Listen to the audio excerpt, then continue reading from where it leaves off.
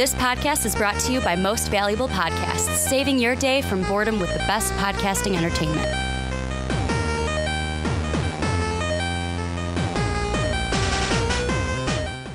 What's up, everybody? Ricky Widmer here, along with, who are you?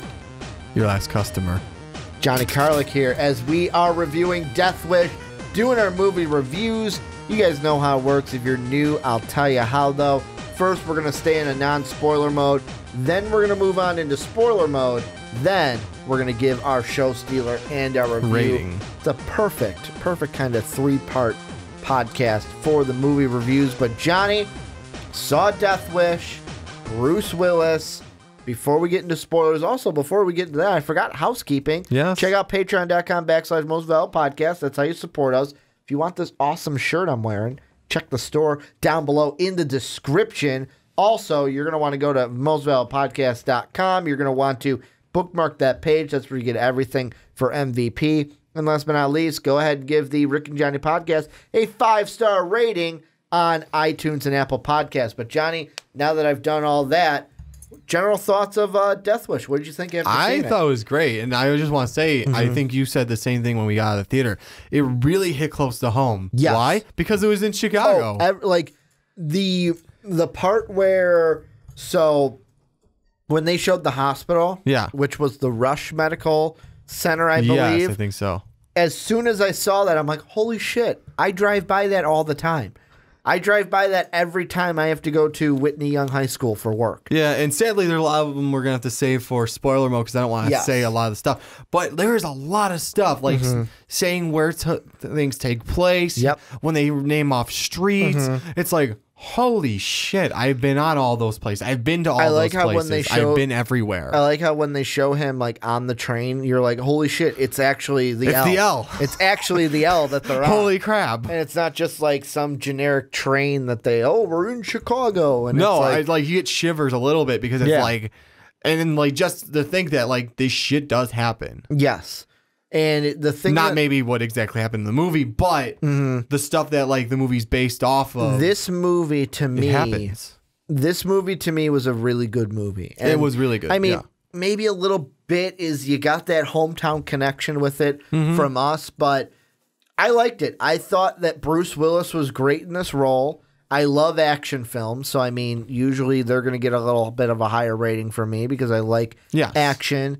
But the one thing, and we'll get more into this into spoiler mode, I was surprised how gory this movie was at parts. We're going to get into exactly where later on. Oh man, I just keep But thinking just about in those. general, like, I mean, just to let you guys know in case you haven't seen the movie and you're thinking about it, there were some parts where it's like, oh, didn't expect that. Like, that's a horror Yeah, movie if you thing. don't want to see gore, I wouldn't recommend seeing this. There were one. only 2 scenes with it. two big scenes with the horror film, like Oh, horror film, One of okay. them is like Save it for spoilers, buddy. I'm trying to say it without saying it. Is Saying it without saying it. like, for example, I'm trying to relate it to something where, let's say someone cut me open and my innards started coming out. Yeah. That's the type of gore. Okay, That's what was. I'm saying. There's a lot of Yeah. I mean, there's more than just 2 scenes like that. There's a But, bunch like, of them, but that type of it, like gunshots and stuff,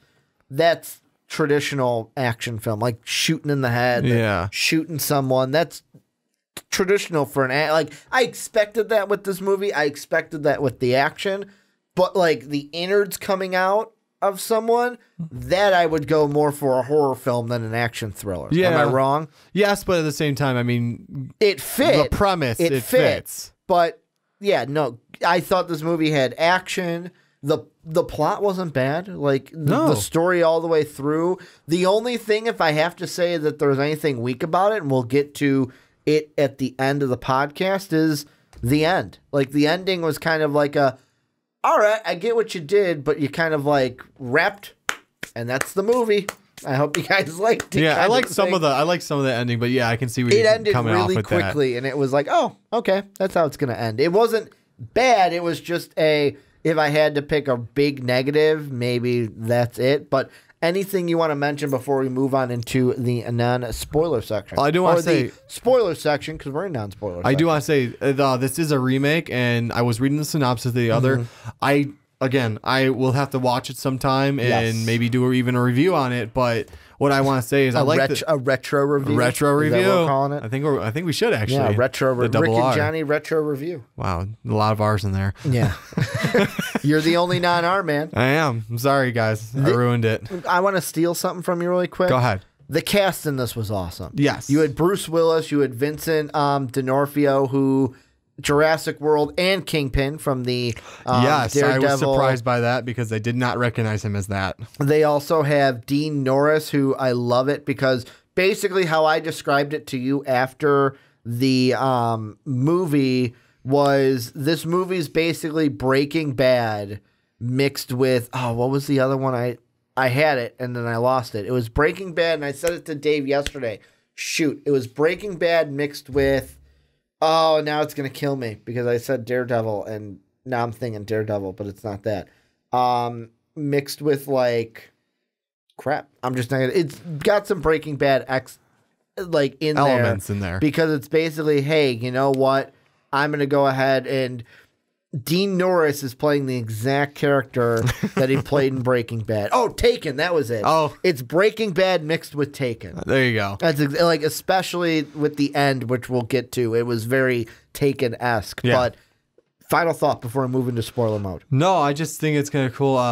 I didn't even know it was a remake until I looked it up. But, until we were in the theater. Yeah. So slight spoilers on this one, maybe. Instead of it being an action. Well, no. His profession. He's a surgeon instead of an architect. Architect. Thank you. Which I think still a doctor. Architect. Yeah, I think he's got his PhD in the movie. Is an architect builds buildings. Yeah, I know. But if you have your PhD, you're still a doctor. Okay. Yes. But they made that joke with the wife. He has a doctorate. Okay. Yes. That's what I meant. Still a doctor. There you go. Like Dr. Wallace, and he's got a PhD. Okay. I got I kept saying PhD, and you kept trying to fight me with it, which I found funny. But I was trying to. Yeah. Okay. He doesn't save lives in the original. Yes. That's what I'm saying. But I like how technically he saves lives, but not in that sense.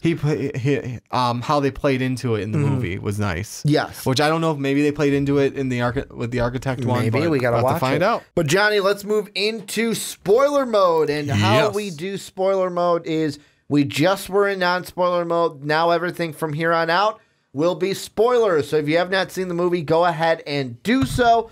We will be here waiting for you. So you can come back. We'll be here waiting. Just hit that pause button.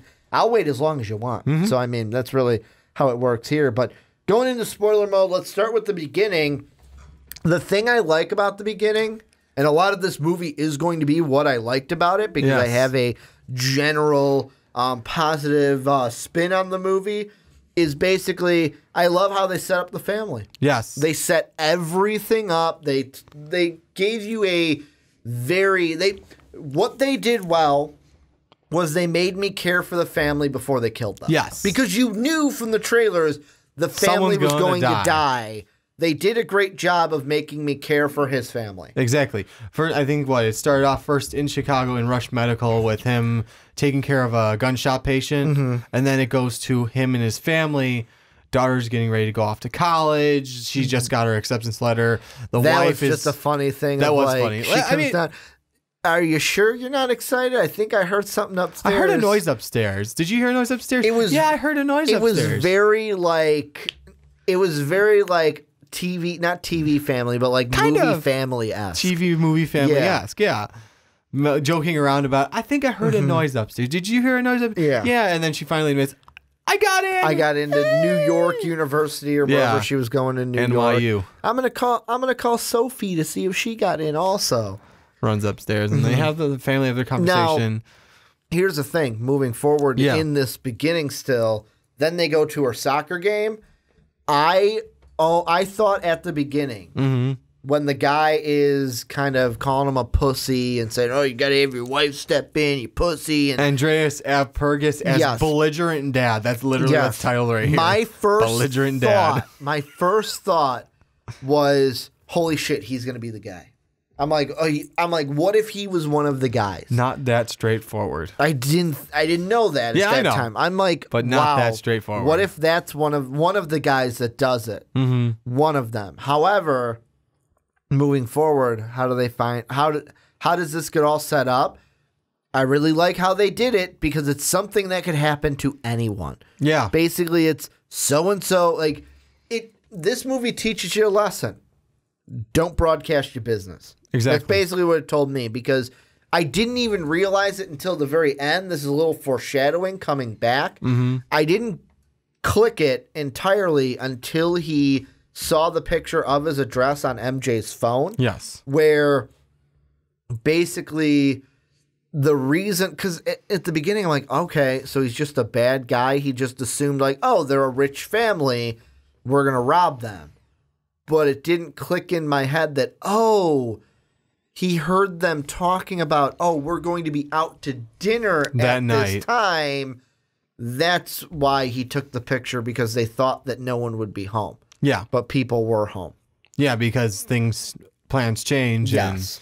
And that to me didn't click until the ending where they revisited that. Basically when Bruce Willis's character found out, hey, he saw the picture in the phone and the movie thing of, hey, we're going to replay everything to kind of lay everything out for you. But which actually goes to show, they actually say in your phone, in your car, don't put your actual home address under home. Yeah. Put a fire station, put the closest police station. And yeah, you went a little NSA on this, but it's very important that people know that. It's even like when I was talking to Dave yesterday about it, he goes, yeah, it's like they say, don't broadcast your vacations on Facebook. Exactly, don't. Because that's telling people, hey, I'm not going to be home here. Yep. I'm not being home. You can rob the shit out of me. Yeah, take all my shit. It's go. May as well leave the door unlocked. Yeah, go take your pictures. In Canada, they do that, I think. In Canada, they do leave their doors unlocked. Some parts, I think they do. But because I remember the Michael Moore documentary where he just started opening doors in Canada, like, oh, sorry, just wanted to test if it's open. And then he would just shut the door. That's weird. He wanted to see if it was true, and people really left their door open. Yeah, well, that's not Chicago. So, moving forward, the actual night. So the night it happened. Yes. I'm just going to say this. I don't remember the name of the character who got sick. It's his fault. It is his fault. It's his fault. Without him, it's just a basic rivalry. Not rivalry, robbery. Robbery, yes. It's a basic robbery. Nothing happened. We lost everything. No big deal. Family's still alive. Yep. However, he had to get sick. They couldn't go out. Then Bruce Willis has to go to work. Yep. And then everything that happens with the daughter and the mother. What did you think of that scene overall? The whole scene where the robbers break in. I had one little problem with it that I'll say. Go ahead. And it was minor. So the window's open. Let's say the window is facing you, Johnny. Mm-hmm. The book that she had was over to the right. The wind would have had to go in and then circle to the right at the right angle to flip. Like, that's the only thing I saw. Not a huge thing. I'm not saying... Actually, that's not completely true, but go ahead. It's not a huge thing, but where the window was positioned, how far away it was from the counter, I was like, okay, that wind had to do some maneuvers to get through. Like, yeah, I know wind works in mysterious ways, but I was like, okay, I get what you're doing, but I'm not like movie physics, like that's what I was doing in my head, and then I forgot about it. Someone who's slightly more of an engineer than you can tell you that actually the wind, if it goes at a 45-degree angle, can hit that book enough to, if it's strong enough of a wind that night, it doesn't have to be terribly strong. It only flipped a page. That's all it did. Yeah, it looked like a thick page. It looked like a pretty thick page on that cookbook. Okay, it's not cookbooks have thicker pages, man. I have plenty of cookbooks at home. You don't need to tell me that. They have thick pages, and man. It's not like it's trying to flip this closed on me. No, it's just flipping a piece of paper. I saw that as like, all right, that's your movie logic trying to get it in there. Like, yes, it could not possible, but it's like, oh my God, is that going to have, like, from where the window was, I was like, that's in the other room. I don't think the wind by the time it got there would have the power to. Besides the point. Yes, that's not the point. Minor things. Like I said, my negatives are probably very minor for this movie. Yes, right. Like another thing, this is very minor. So I get the state of panic that the wife is experiencing, but let's fumble with the phone to call 911. instead of let me grab knives to defend my. I get that they have guns, but I could at least throw a knife. Yes, I think the logic was to try and get the police there and get, instead of, oh, I'm going to try and fight them with a knife because I don't know what they have. So I think the logic was get the police there. They can maybe save my family. See, that's why horror movies are better, because they would at least know to grab the knife. The first thing they do is grab the knife for self-defense. Yes, and that's what gets you shot. Not all the time. Most of the time. It doesn't get you. It gets you shot, but it doesn't get you dead. Because not everyone dies in the horror film. Not everyone dies, but it does get you shot. It does get you shot. And potentially dead. But I mean, that happened anyways, but... That whole scene, more fucked up than I was expecting. Yes. Like, especially the Ponytail was the character. No, Ponytail was it? I thought was, he was Joe. Oh, that's right. It was Joe. Ponytail looks like... So Ponytail was the bar guy. The bar guy, yes. Yeah. So it was Joe. Fucked up. Very fucked up. Joe's a piece of shit. I was not expecting to get rape vibes from this movie. No? Like, I was not expecting to get a guy that was like, hey, let me have 2 minutes to rape his daughter. Yeah. I mean, it played out like I could expect, like, oh, one of them is like, sports. I'm like, oh, shit. yeah, you look like you play, oh, man, your thighs are strong. I'm thinking, that scene was so well done. Yeah. I was getting, in my seat, you're getting was uneasy. feeling uneasy. Like, I don't want to watch this. Don't make me watch this. Like, that's how, like, uneasy I was in my seat. Hey, Knox said no shit. No monkey business. No. Yeah, it was Knox, because I don't think it was Fish that said that. No, Fish was the guy that set it up. There's Knox, the Fish, and Joe, just to say who the robbers Knox were. Was the guy with the wife. The like. Went up with the safe. You're gonna open the safe. You're gonna do this. He even seemed like he made a rape reference as well. Did he? Yeah, because didn't he like? I don't know if you got this vibe, but I got it to where she's unlocking the safe. He looks at the bed and goes says something like, yeah, and then we're going to do something after or something like that. Or he says a one line to where I'm like, it put the thought in my head like, is he going to rape the wife? Like, is that the plan? No, I think Knox was smart enough to go like, I want to get in and get out. I would. Because he said no funny business. However, how many times have you seen a robbery where it's like, no funny business, and the leader's like, I'm going to do some funny business. Like, I told them one thing, but I'm going to do another Could be, but I mean, I think he seemed like he wanted to get in and out. He just wants to do his robbing, and that's it. Because he was the leader. Fish set everything up. And Joe was just there to... And then Ponytail was the guy at the bar that... He sells the stuff. That they just house everything in. Excuse me, by the way. Love that scene, though. Like, that whole scene, like... played with a good job of playing with your emotions. Yes. Especially like me. That's the first time I've been creeped out by something like that in a movie in quite some time. Like a movie hasn't been able to make me feel creeped that out like uneasy in a long time. And then just how they do it to where, go, run, fuck this, boom, boom. And that's all you see. Just flash, flash in the house. And it's like, you're sitting there going, did they both die? Because like I told you after the movie, the trailers made it seem like the wife dies, the daughter survives early, and she's not in the coma for most of the movie. Yeah. Whereas this was, no, she's in the coma for most of the movie. He doesn't even know if he's going to get his daughter back. Yes. Which is a great way to play it over, because then you don't, you don't get her back like right away, you don't know if you're going to get her back, push him over the edge. Yes. What did you think of then moving forward, him kind of turning that switch to go from loving dad surgeon to vigilante? Because there was that thing where he saw the cop, he sees all the, I think I figured out your line. Huh. We're going to need a bigger board. Yes. Was that it? Was that your line from the beginning? That was going to be it, yeah. It clicked when, because he saw all the things. It was like, oh, reds are closed, blues are open. But most of them are just like gang stuff. Like those will stay open. And he's just looking at them going, it's a lot of blue tabs. Yeah. And then as they pan away, you see the little thing that says we're going to need a bigger board. But that's the thing that pushes him over into, okay, I got to do something. Yeah.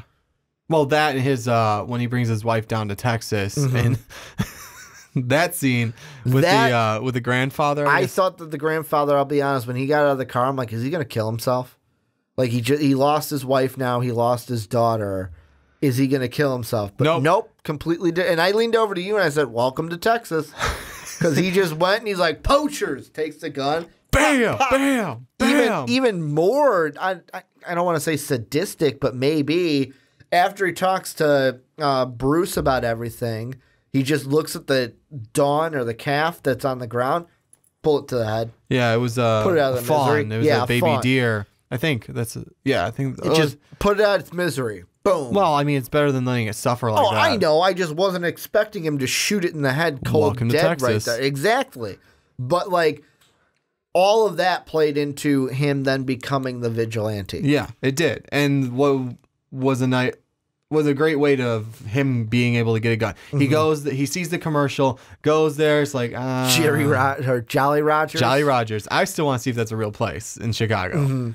But it was great because he goes there, and I don't know if his logic of, I don't want this gun tied to me, or if it's like, I am still hesitant on getting a gun, like going through with it. And then the next day he's back at work, and he's working on someone, MJ.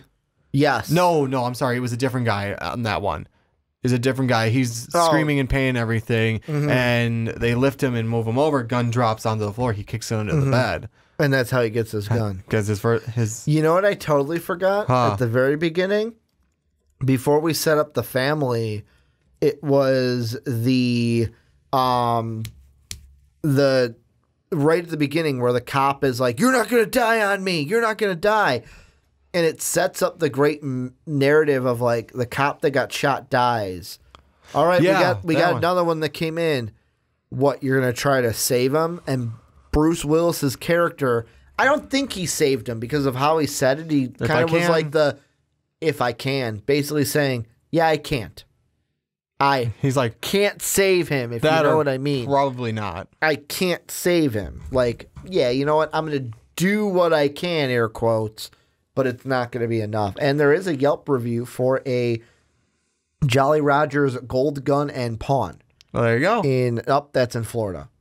So it's not in Chicago. Anyways, but I thought I had it there for you, Johnny. I had it for a second. We'll find it out later. I'll mention it maybe next week if we found it or not. But the gun store thing, I actually liked that in the story because first time he's there, asking about things, looks around, camera, does a nice job of, no, I'm not going to buy one yet. Basically what I'm going to do is I'm going to commit everything that I'm going to do, then buy it later to then create my alibi. Yes. Why do you have guns around the house? Well, I thought that I needed to protect myself. As soon as my baby came home. Yeah. As soon as she came home, I felt like I needed to protect her and my family.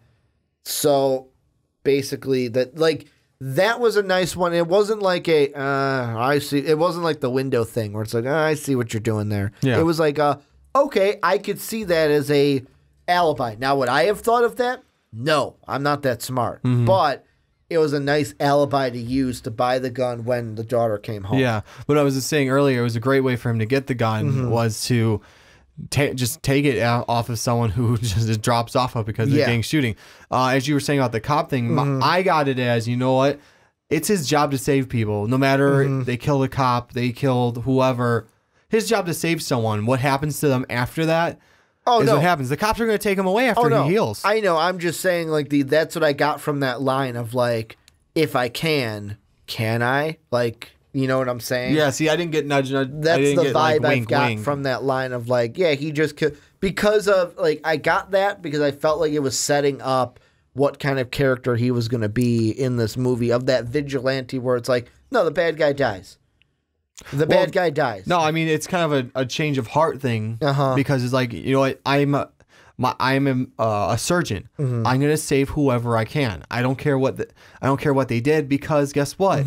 They're still a human, and my job is to save people. And then as soon as something happens, that's a whole other bag of worms. I'm glad the movie didn't go into. Yeah, didn't go into the political side of it. That's why I didn't get the wink out of it. I got the officer saying, "You're gonna save that animal." I only got that because of what character we know he's going to be in this movie. Yeah, the vigilante kind. And one of the scenes I love the most is what you referenced to at the beginning of the podcast, where kid comes in, you're a LeBron fan. I always be an MJ guy myself. Talking to the kid, and the kid's like, yeah, you know, you can't walk to school unless you do something for the Iceman. Ice cream man. And just like having him come up and go, who are you, your last customer? Pop, pop, pop, pop, pop. Like it was rapid fire on that pistol. What I find funny most of all about that, he walks away no problem. And no one can ID him. No, not just that. Instead of people going after him, like, oh, you just shot our guy, it was, hey, let's rob him. Let's rob the Iceman. Let's take all his drugs and stuff. And I want to ask you about this. Yes. Do you think it's hard evidence to get someone who's killing to have substantial evidence against them based on a kid reacting what he did using the same hand as the killer? You know what I'm talking about? Well, no. When they look at the kid and they're like, what hand did he shoot with? And it's like the kid puts out the left hand just like he shoots with. Yeah. Is that substantial evidence in the cop game? It's not evidence, but it is a way to narrow it down. Especially if you shoot with left hand. Lefties are more rare than right hand people. So, but it could just be because with me, I always used my right hand because I'm dominant with my right hand, no matter what the person otherwise did. What if it was just a left-handed Well, that's kid? why he referenced back to the video, which he was shooting with the left hand. But it's like the kids are going to imitate what they see. And that's what the kids saw. Pull out left hand. I just saw that and I was like, is that really hard evidence that we could use there, copper? Well, at least that wasn't really evidence. It's just a way of like going, hey, this is something to look back into. This is a way to narrow it down. Also, the ultimate way to ID him. So, who did it? White guy in a hoodie? Just a white. Do you have any tattoos? Any markings? Anything we can go off of? Nope, He's a white guy in a hoodie. It was dark. I do also love the social media and pop culture references. I put that up hours ago. The memes that were in it, the sway in the morning, the mad cow in the morning references that were in it. Oh, that's great. Don't upload this onto to YouTube or anything. Oh, I already did that. I've got like a shit ton of hits. Oh, I love that. That reminds me. Huh. One of the other things I didn't like about the movie, again, very minor, when he's watching himself in that video on his computer screen, until they pan back to him to where they needed the glare, unless I am wrong, I could be, it seemed like while they were watching that, that I looked at him like, oh, they basically put a green screen over that. Like, they put a green over the screen of the laptop so that there was no glare when they didn't want glare. Basically hey, we're going to make the screen green and then in CGI put the video over it. Yeah. So that there's no glare as the camera so that you don't see the camera around. Yeah. I get why they did it, but I was looking at it going, maybe I'm wrong, but to me that looks like blatant CGI. Like it didn't even look like it was masked in any way. I didn't notice just because I was watching the video that was going on. And it popped out to me if that was the case for them. Moving forward, though. Yes. Let's get close to him now. MJ comes in, figures out the phone. Steals the phone. He only notices it because he's wearing his watch. What did you think of his progression to kill everyone that basically killed his family? Because he had MJ, then he went after the bar guy. Well, Fish came in, he kills both of them in the bar. Well, I want to let them know more specifically what happened. Okay. So he gets MJ's phone, finds out that he had took the picture of his home address. Yeah. And then he looks like where to go. And he finds the bar. Yeah, he finds the bar. He finds the bar guy, says, hey, I want to buy something. Bar guy gets suspicious because he's got a tag on his hoodie of a patient that must have, I guess, passed away. Yeah. And he goes for the gun. The whole thing transpires. Just trying to get his shit back. And maybe some information. Yeah. Well, Fish comes in. Bruce Willis ducks. Shoots his friend. Ponytail gets blasted in the head. And then that whole fight was interesting too. I love how it's like, shit, it's jammed. He's trying to get it to unjam. Yeah. I'm telling you, Fish was a horrible shot. He was. The thing I love most about that scene was basically hey, I'm going to use these security cameras to know exactly where you are, so I know where to shoot you through the bar. Yes. The other funny part, too, was when his gun jammed. Let's improvise. Here's a guitar. Bam! Yeah, he hits him over the face with a guitar. Throws a shelf on top of him. One thing I will say, and I get why they did this, because they're not going to have Bruce Willis's character die. Yeah. But how much luck was in that when... The bowling ball. Oh, yeah, the bowling ball just happened to fall on Fish's head. Yeah. Just happened to fall. I get it's a movie that was going to happen, but part of me was like, of course that happened. It's a movie. Also, like, that accidental shot, because what? He fell on him, boom, gun went up. Like, he finally picked his gun back up, but I think that was more of an accidental shot, because fell on him and bam, right into his face. So then he kills Fish. Yes. Then he goes after Joey. Yeah, Joe. The mechanic. That was the one where that was savage. I was not expecting, like, I know in the trailer I saw the, like, jack and he pulled it. Was not expecting when the car came down, the brains just to go all over the ground and just come right out of his head.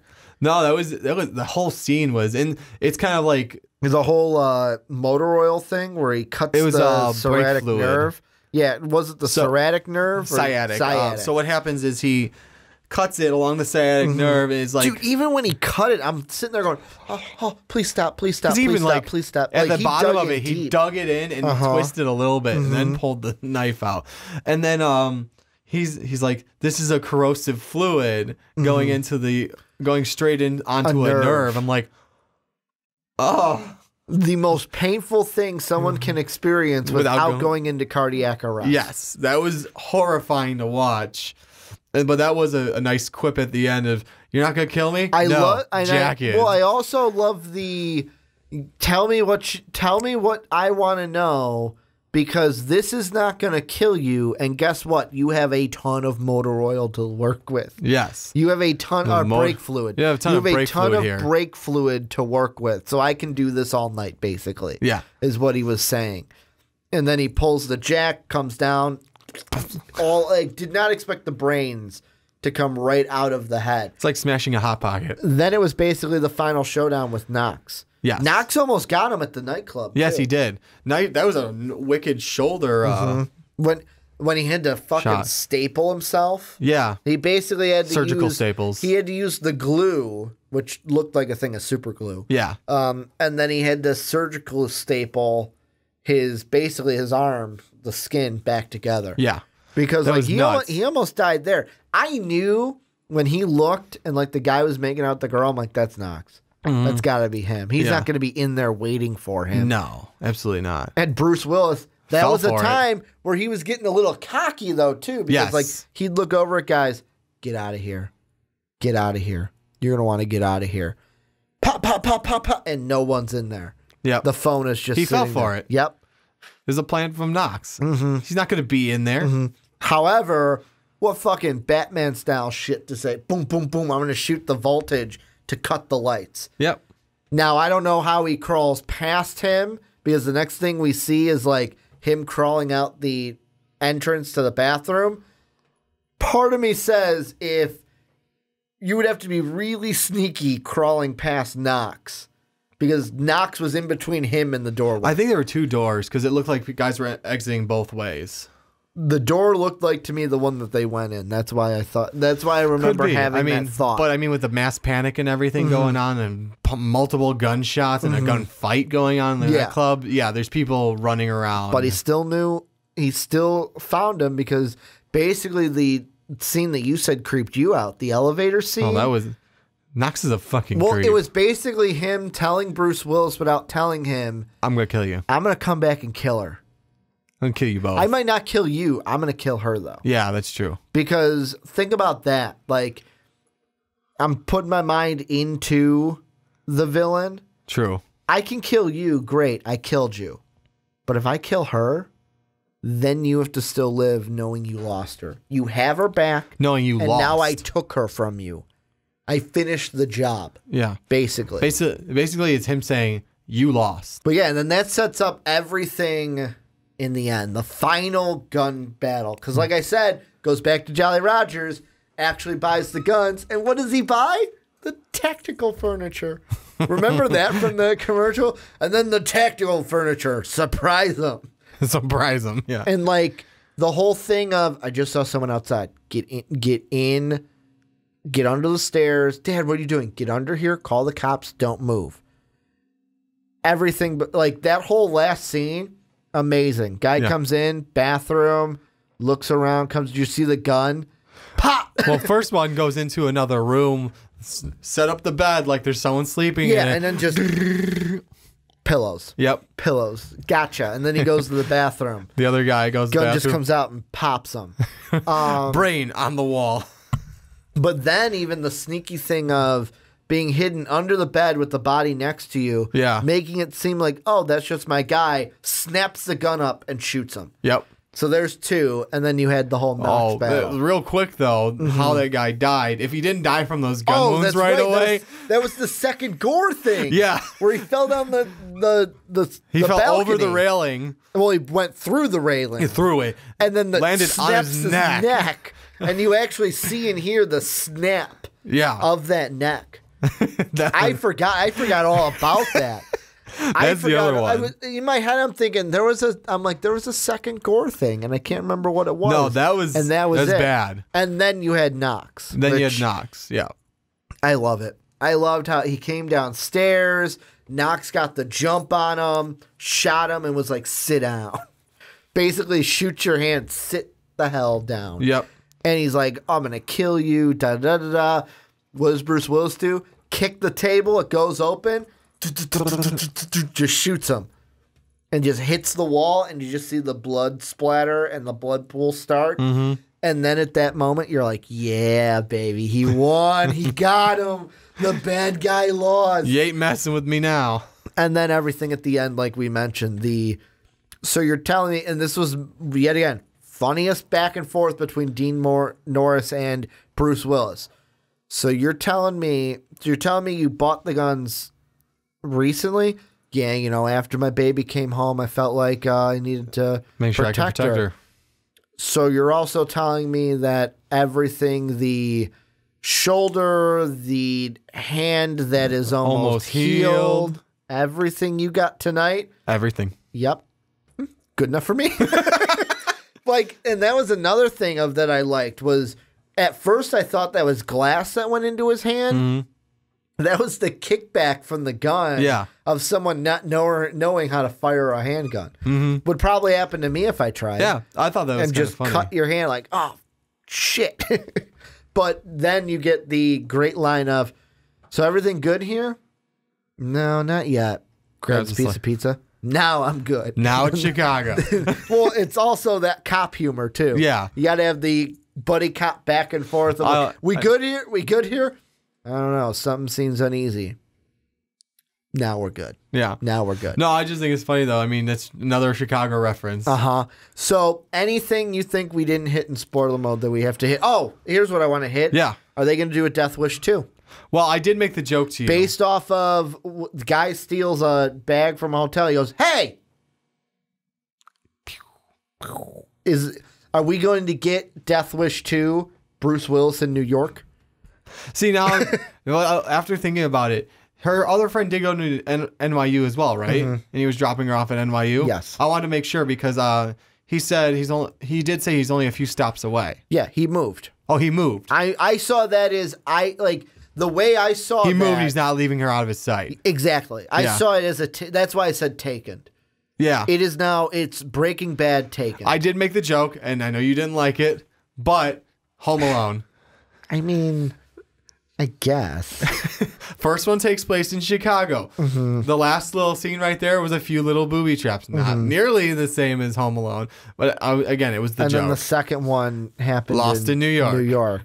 So you're saying Death Wish Lost in New York. Yes. Or Death Wish Killing in New York. Is that what I guess? Because he's not technically lost. But my only thing that was a joke I was making. My only thing for a sequel is who's going to die now? You're not going to go completely Taken and have the daughter be taken. No, you're not going to have her be taken. I don't know. They set it up for a sequel. I don't know if we'll get one, though. It's one of those where it's like, hey, we set it up to where if we wanted to, we can make a sequel. The Grim Reaper could be coming. Because even at the end, they're like, you got Sway in the morning and stuff. The Grim Reaper, I don't know where you are. But Good thing you're not here. Good but riddance. stay there. But stay wherever you are. And which I saw that and I was like, really? You were just praising him earlier in the movie. No, actually, the whole time he was saying there shouldn't be vigilantes. It was Mancow that was praising him. Because I was like, really? I think he's a hero. I think he's a hero. Mad Cow in the morning. But any final spoiler things before we go on to our show stealer and ratings? I think it was a really good movie. And again, if you live in Chicago, it's going to hit close to home because of how many references. Lakeshore, Rush Medical Hospital. Takes place in Evanston as well. I know they named a bunch of the streets too. I just don't remember all of them. Well, and again, like Mancow in the morning, and what was the other show? Sway in the morning. Sway in the morning. That's an XM station, though. Yeah, I know but still. Let's put it this way, though.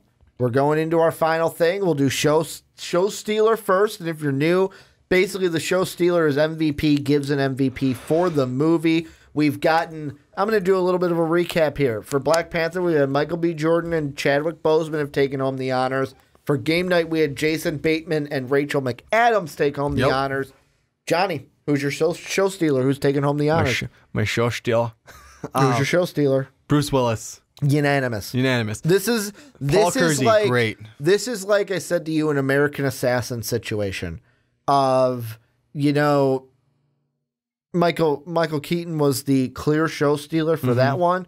Bruce Willis, the clear show stealer for Death Wish. He did phenomenal in the role. It was his movie. Yeah, it was. Like I don't even think there was another actor in this one or actress that came up to that level. No, there's not the amount of development of the character. There's not enough of any of the characters. The closest one I could say that could have made it like next step up was Knox. No, because of the creepy factor. Well, there's that, but I was gonna say the Vincent D'Onofrio. Yeah, there was some development of the uncle, but not enough to put him up there. Yeah, it's Bruce Willis. Well, let's do it this way. We're gonna give it 5 out of 5 guns for this one because of Death Wish. How many guns you giving it out of 5? I'm gonna give it a 4.5 out of 5. Ooh. I was between 4 and 5. And you know what? I'm like, it was a really good movie. And a lot of it may be because, again, like I keep saying, it hit close to home. There's a lot of things that, like, you just realize, like, the numbers they spout out, I wouldn't be surprised if those were realistic for Chicago. True. And, I mean, just with the day and age of gun violence we're having, some people I know, you and I talked about beforehand, some people were going, with stuff, everything happening nowadays, it was a bad movie to put out. Yeah, you know what? A lot of the reviews I saw were like, oh, it's a bad time in our history to put it out because of everything that's going on with the gun control issue. And like that, a lot of the reviews I saw came in with a negative. Like, I feel like the people came in with a negative mind to begin with. I had fun during this movie. Same. Like I said, I didn't think that the plot had any big negatives. Like, all my negatives were little, like, nitpicky things. Yes. That... Like wind. Really, yeah, like wind. Like, come on. The wind doesn't work like that. However, I'm going to give it a 5. We got a Beauty and the Beast situation going on here, Johnny. Another 5, 4.5. And actually now looking at it, out of our rankings for movies so far this year, Death Wish has now the highest average of score. It has a 4.75, beating out Black Panther, who, with 2 movies, had the lead at a 4.5. So, Death Wish, I'm giving it a 5. You're going to give it a 4.5.